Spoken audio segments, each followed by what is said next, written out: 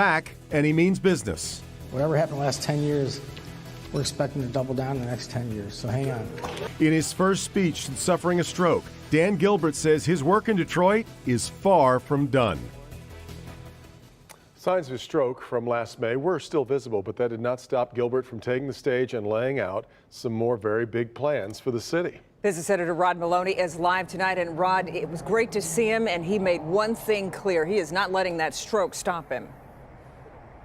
No, he's full steam ahead, Kimberly. And here's the thing, we all know that he owns most of the Detroit skyline, or at least in the Greektown Casinos case, he used to own it. And today he was picking up the Crain's Detroit Business Newsmaker of the Decade Award. He was happy to accept, and say much to go along with it. Dan Gilbert rode to the stage in a wheelchair. An attendant not only worked to help him stand, but stayed close at Gilbert's side during the entire speech, meant to go 7 minutes, and went about a half hour. That a leader's job is not to create more followers. A leader's job is to create more leaders. And I think we had the honor of doing that in our family of companies, which is why it can continue in my absence, which I'm hoping isn't going to be too long, but it was long enough already to have a baby. It's been 9 months. Gilbert's trademark humor came mixed with heartfelt appreciation and introspection.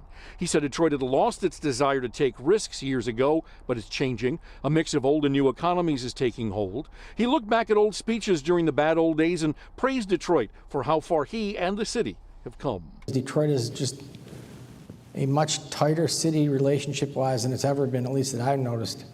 And only that's the kind of environment that great things will happen. Gilbert held the podium with his right hand, his left arm still by his side, his voice faint, but his forward commitment to the city remains strong.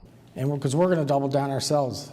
Whatever happened the last 10 years, we're expecting to double down in the next 10 years, so hang on.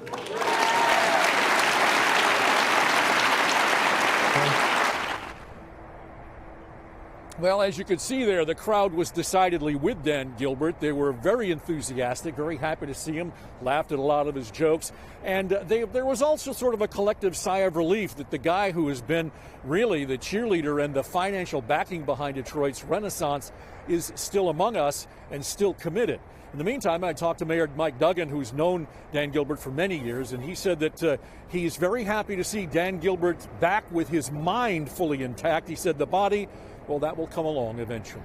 Back to you. Indeed. And Rod, we received an impressive bit of news from that Crain's event. Lots of money committed to another project. Tell us about it. Right. It's going to be going right over here at the old jail site, and it's coming from a source that was brought here essentially by Dan Gilbert himself. We'll tie all of that together coming up on Local 4 News at 6. We'll be looking forward to it. We'll see you then, Rod. Thanks.